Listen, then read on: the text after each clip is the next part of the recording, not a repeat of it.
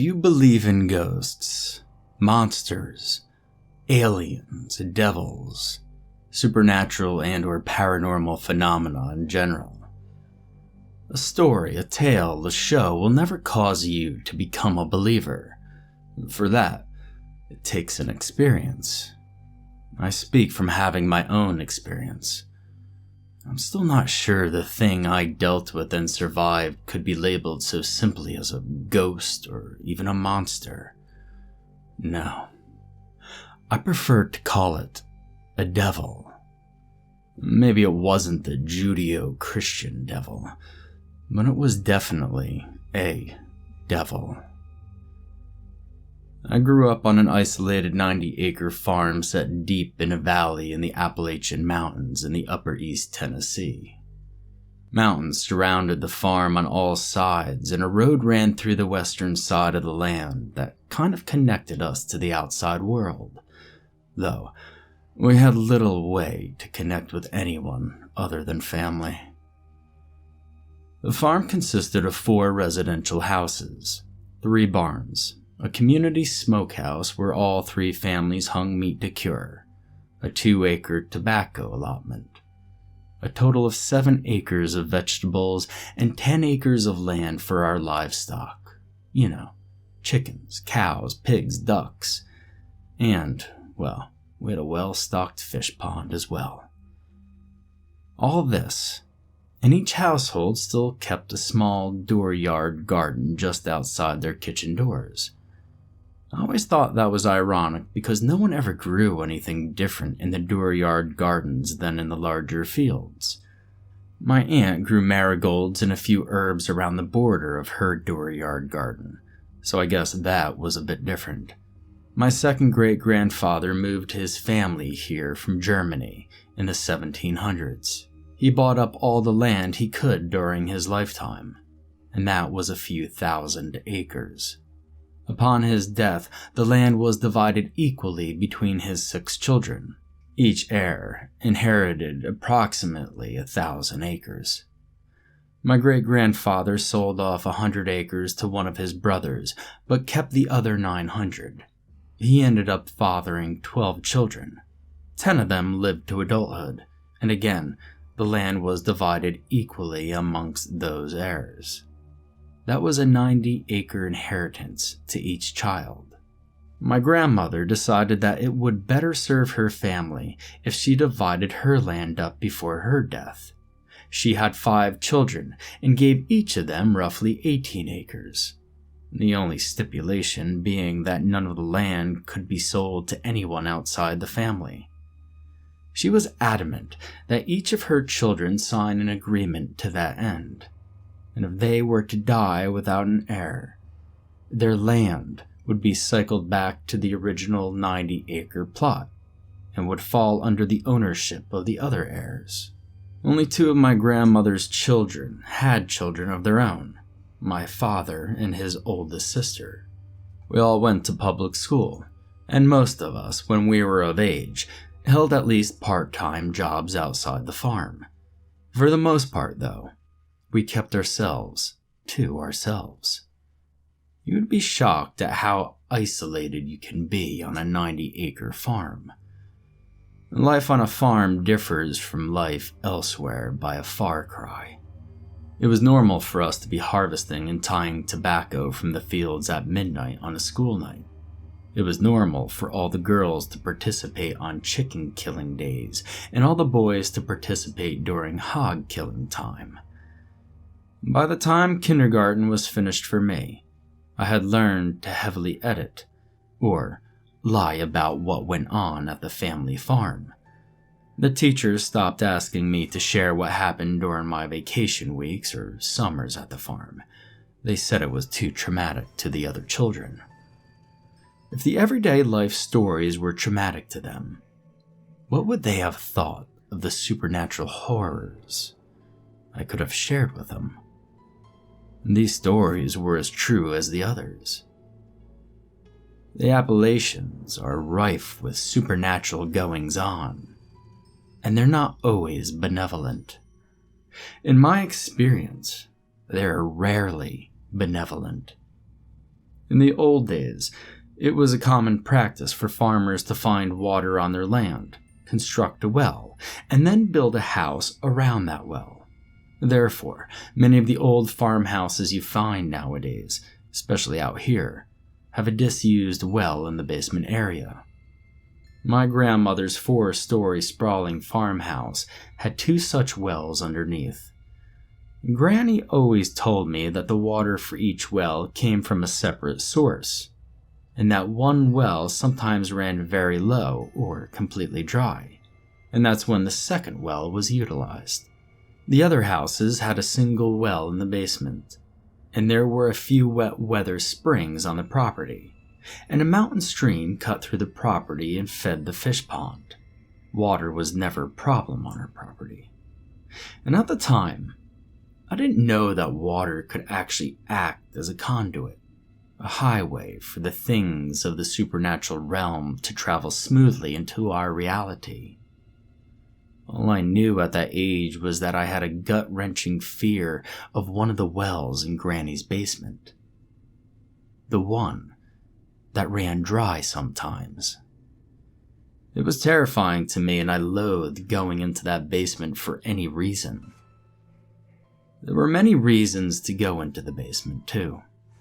1, cold storage, where 8 large chest freezers and 2 upright freezers were kept. 2 large root cellars, 12 by 12 room full of shelves on which Granny kept all her prepared jams, jellies, and juices. And of course, those damned wells. The first experience I had in that basement was the fall just before I turned 4.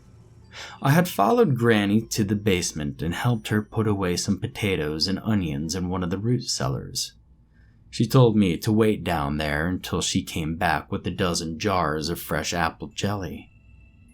She didn't like for me to climb the stairs at that age, so I would sit at the bottom, on the concrete landing, facing the dark area where the wells lay, and I would wait for her to return, never more than a minute or 2 at most. The basement was huge, labyrinth-like, dark, dank, chilly even on sweltering hot summer days, and full of dark corners and shadows that kept me in the patch of bright light at the foot of those stairs. This day, I heard water slosh, as if someone was stepping out of a bathtub of water. I strained to see that dark spot where the troublesome well sat. I could see nothing at first. Nervously, I looked up the stairs. I could see the entrance to the kitchen, the bright light from the open doorway, and I could hear Granny humming Amazing Grace, one of her favorite church hymns. Everything up there seemed kosher, and the sloshing sound came again, and I spun in time to see a girl peep over the rim of the well. She looked wet and very dirty. Her eyes shone like oil in the dim lighting, and then she disappeared down into the well. My heart clutched in my chest. Had someone fallen into the well and was now drowning? The air became too thick to pull into my lungs as I mulled this over in my almost 4-year-old way. No, that little girl had already fallen into the water. She'd been wet and dirty. Not to mention she had pulled up and peeked over the rim at me from inside the well. My feet carried me swiftly up the stairs and into the kitchen, past Granny and out the front door into the super bright sunlight. But I never told anyone about it. Never told Granny why I disobeyed her and ran up the stairs. But she never really questioned me about it either. I have a feeling that she knew. As a preteen, I was in the basement more frequently as more responsibilities were doled out to me. I was the only boy still living on the farm. My 2 cousins had moved away with their parents. The father was a preacher who went to Arizona to teach the Bible to the masses there, and I believe he was looking for a slice of fame too, though it never came. I did, however, leave one of the houses empty, and it left me alone to learn the duties of house cleaning on the farm. My mother worked 2 jobs most of the time. I understand why now. She and Granny were at odds most of the time, and my mother hated farm life. I went on to have other similar experiences in that basement, and always harbored that terrible dread fear of that one well. Never did the other well fill me with such a feeling. And this was my life for 18 years. Then, the year I graduated high school, my parents were killed in a horrible car crash. Later that same year, my older brother moved to another state. My uncle, who still lived with Granny, well, he died. And my dad's twin sister and her husband moved away. And, well, that left me. I inherited my parents' land because my brother didn't want anything to do with it. One very sick aunt, and my grandmother to run the farm. To say the least, the whole thing was dwindling.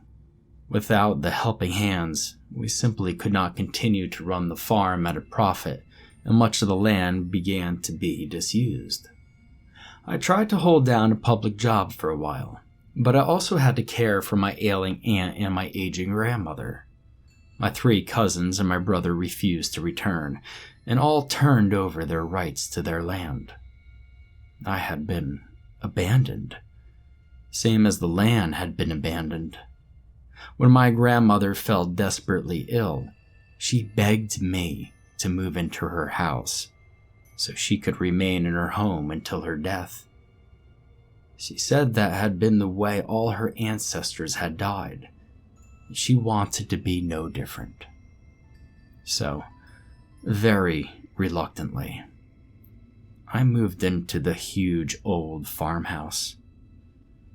I installed fluorescent lighting in the basement, and I still hated and feared that basement, but could not get out of going down there for necessary things. Even though the house had been hooked up to city water by the time I was 15, well, the wells remained in the basement, covered and unused. And then one day, my grandmother was rushed to the hospital. The doctors informed me that she wouldn't leave the hospital, and we argued. She wanted to end her days at home, I told him, but he wouldn't relent. The doctor only changed his mind a week later, when doing his rounds. He came into her room while she was still lucid and in pain. She already knew how he felt about her going home, and she asked him to talk with her for a minute about it. And looking from the clipboard in his hand to the watch on his wrist and back again, he sighed and agreed. Granny asked me to leave them alone. 10 minutes later, the doctor came out of her room. "I'll have her discharge papers ready by lunch, and you can take her home, Mr. Weiss. She's a very persuasive woman, formidable, even on her deathbed. I respect that kind of determination." He patted my arm and made off quickly to finish rounds. Absolutely astounded, I went back into the room. Granny was sleeping soundly, or maybe pretending to do so to keep from answering questions. I'm still not sure.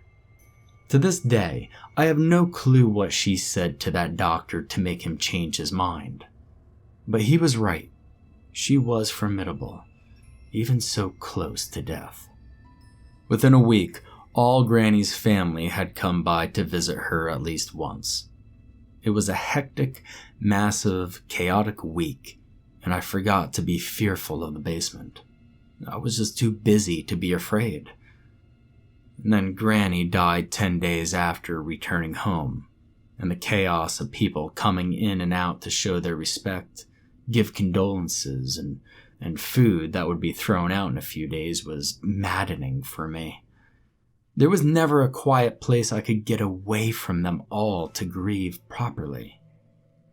These were the people who'd not been around in years. quite honestly, some of them I'd never even met at all. And one evening, shortly after the evening meal, when visitors had stopped coming in and I was wishing more of them would go out, I had to go to the basement to bring up more chairs for these people. The grief hit me full on, and I sank to the steps, crying in great heaving sobs for the loss of my grandmother. And as the sniffles and sobs ebbed almost to a stop, I heard a sound that caused every hair on my body to stand at attention. Sloshing and dripping. I bolted upstairs without looking toward the well that I knew was covered.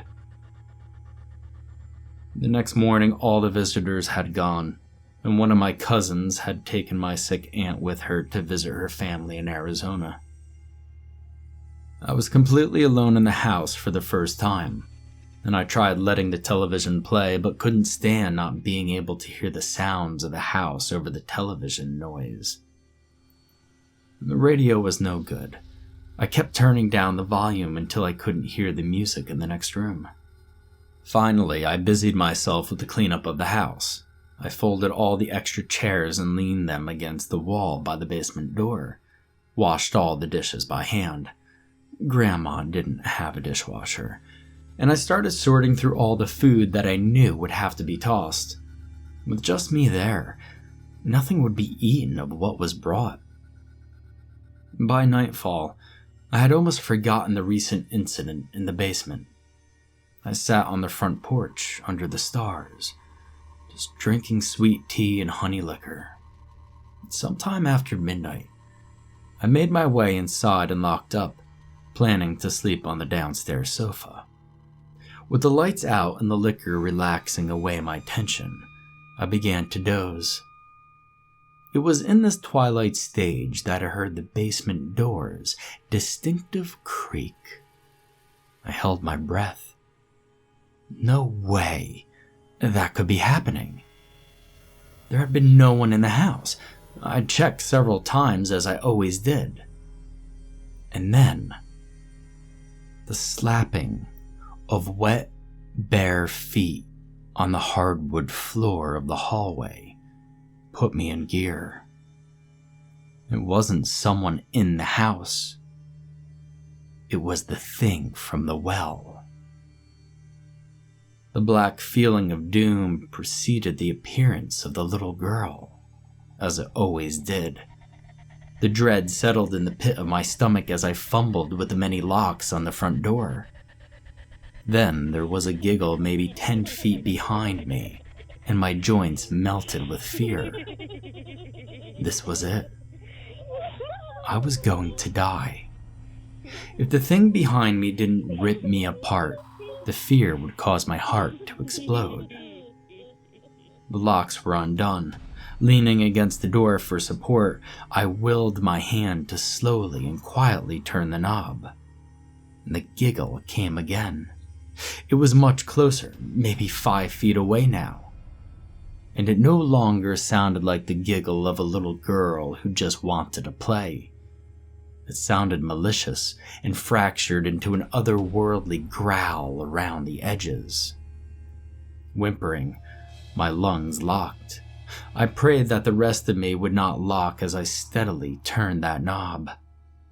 I would have to step backward toward that thing to open the door, and the loud, high-pitched ringing in my ears was deafening as I prepared to do this. Sweat poured from my hairline down into my face, and my whole body quivered. Every sense was heightened. Stepping back, the thing's breath poured over the back of my sweaty neck. The shirt I wore was flimsy and stuck to me as I rebounded forward, and the giggle turned into a shriek growl, and I shoved the screen door right off its hinges as I made my exit into the blackness of the night. I ran all the way to my aunt and uncle's abandoned house and went inside. My parents' house was much too far to run out in the open. Too scared to turn on the lights, I stood at the window and watched for any sign that the thing had followed me into the house. I stood there for about 5 minutes before my heartbeat and breathing slowed. By then, I had decided that it had remained at Granny's house. But I had never been more wrong in my entire life. I turned to go to the small sofa on the other side of the room. And there she was, standing there, still dripping wet, dirty. She didn't move or make a sound. My heart skipped a few beats and my breath stopped in my throat. In the space of a heartbeat, the little girl moved from across the room to 6 inches from my face. In that span of time, she grew to over 7 feet tall, sprouted malignant black wings, curling horns on her forehead, and a whole complement of tiny, yellowed, sharp teeth. A forked black tongue flicked between these teeth and fluttered at my left temple and eyelid. "The gatekeeper is gone. I've been waiting so long to come out and play." It flicked that horrid tongue across my forehead, and I screamed so hard my throat felt shredded. Then, I was outside and running blindly across the land. The flutter of wings followed closely, and I pulled at the air with my hands, trying to gain some velocity to outrun this devil. It laughed from above me and kept up without strain. It let me run to exhaustion, and I ended up in the old part of the barn where the horse stable equipment had been stored years ago. I collapsed in a sheltered corner, terrified and nearly unable to move. And then the thing fluttered to a landing a few yards away, looking directly at me. Its evil intent readable even in the darkness. It was going to kill me, but not before it had its fun. And well, I wasn't going to have any of that. "If you're going to kill me, just do it already. I'm not running anymore. And quite honestly, you're not scaring me anymore. Just do it."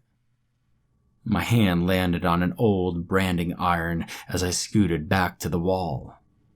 "Gatekeeper's blood is sassy, huh?" It drew out the S sounds until they sounded like the hiss of a snake. The thing's body had elongated and morphed into that of a sexless, serpentine being, although it walked upright like a very lanky man. And so I said, "I don't know anything about gatekeepers, but I'm done. Do whatever and be done with me." And I gripped the iron rod. The branding circle was against the dirt, and the thing shrieked, opened its ever-widening maw, like that of a giant python that unhinges to swallow its victims whole, and it rushed me with its arms and wings pointed backward. As it dove at my face, I tilted the branding iron so that the devil impaled itself through the chest. It struggled, snapping its jaws at me, beating at me with its black, tattered wings for what seemed an eternity before it finally drooped and laid still. It had spoke of a gatekeeper, and the best guess I have was that it was talking about my grandma. She never told me anything of the sort, but that had to be what the devil meant. She had trapped it and kept it locked up in that basement somehow. I made my way back to the basement, dragging that impaled devil with me. I threw it down that old well and smiled when I heard it hit the water far, far below. Next morning, I scheduled a workman to come out and fill in both wells. Not cap them, but fill them in with dirt, rocks, and concrete.